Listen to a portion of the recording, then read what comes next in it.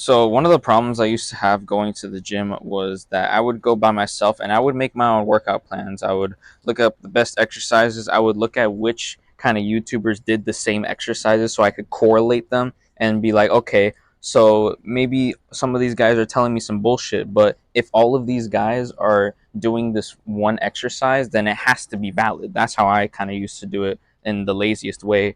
But I did that, and then I would just get the best exercise, get the best like kind of compound exercises. I used to train her for hypertrophy, so I would just do regular like bench, incline bench, dips. Then for back, like rows, just cable rows, pull ups. The more simple stuff, lat pull downs. All that simple stuff, and that was just all I did. But the only problem was that I would kind of push myself on those exercises, and that's the problem. Isn't that I was pushing myself, is that the problem was that I was doing the same thing every week, so the same amount of sets and the same amount of reps and the same exercises.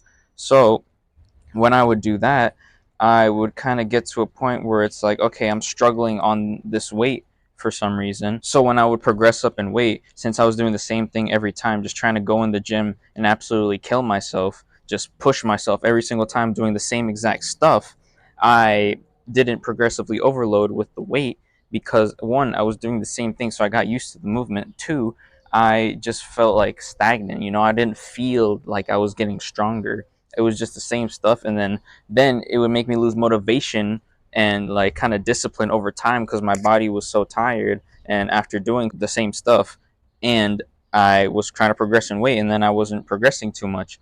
But then what I did to combat that was just make my own training plans over and over again. But then that would take up so much time. Instead of me actually going to the gym, I'm more so at home thinking about, okay, what can I do? What can I do? And then I go back to the gym for the next few weeks. I absolutely destroy myself. I'm consistent, but then yeah, I hit that point again to where I'm not making that much progress. So then I have to go back and make something new. So that is one very important thing that I wish I knew earlier, and that was how to use progressive overload properly. Even if it is the same exercise, it could be in like a different variation or some other kind of like less weight, faster reps, or things like that. Just make it a little different. Add pauses to it. It's the same exercise, but there's so many different ways you can do it. But now, then, if I want to make progress, and if you want to make progress in anything, this is like when you're talking about training specifically, but if you want to say anything, like you grow progressively over time. It's not just one big jump. It's never one big jump. It feels like one big jump once you reach that kind of glory moment, that thing you've been trying to reach. If that or one of your goals, maybe, and then that's when it's like, oh wow, all this work that I've done in the past few months has gotten me to this. But it's never a big jump. It's always small increments. You get better and you get better very slowly. So that's what progressive overload is, a kind of slow incremental increase in intensity and volume over time to then be able to adapt from the training you've been doing. But there's a lot of things that you people can do wrong, and one of the things I did wrong was I was just kind of doing that forever. I was trying to incrementally increase the weight every single week, but it gets to a point where it's like I start to get fatigued and then I can't lift that much weight. So that's why unloading is actually something that's very important to actually be able to get the rewards of adaptation, because you always feel better, and you always feel like you can lift more weight when you're fresh. And if you go to the gym, or if you work out, or if you train, or if you're an athlete, you feel that when you don't do something for a few days,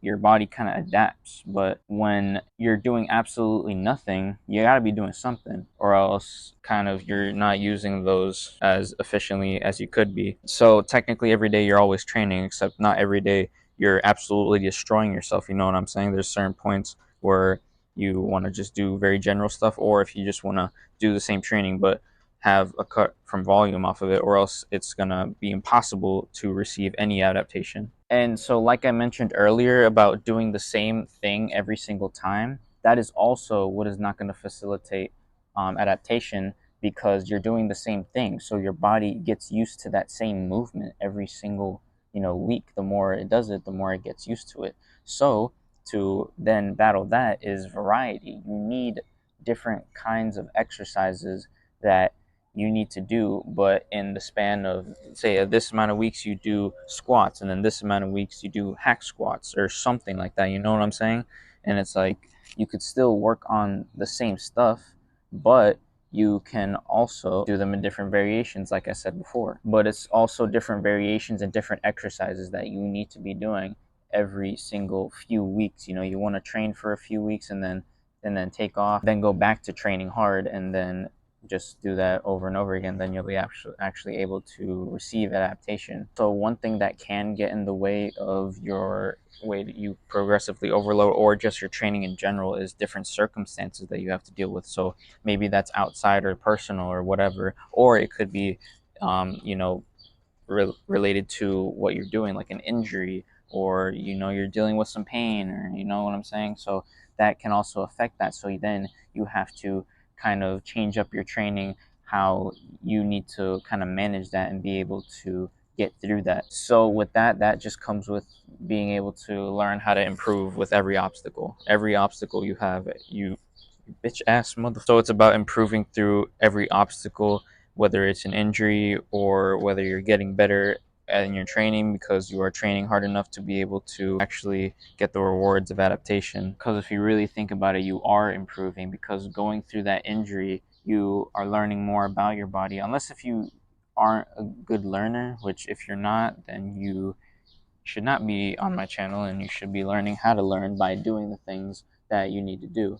So I mean, you already watched my channel, but if you are watching too much stuff about it and trying to look at new stuff about it, but you don't even do it, it's a lot harder to actually learn. The best way through learning is to actually do the things. But then if you pay attention to your body as well, when something hurts, and when you need to back off, and how to kind of go through the process, or your outside circumstances, you learn how to kind of change things up and become more efficient in your training. So if you found this video valuable, like it. And if you want to see more content on my channel about how to jump higher, you can look at that. Or if you want to see my journey to dunking on 10 feet, I've dunked on 9, 10 and a half.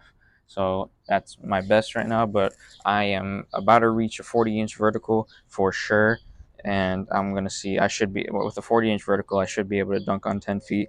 But we'll see what happens in these next few dunk sessions I have. So yeah, hope you enjoyed. I'll see you in the next one. Peace.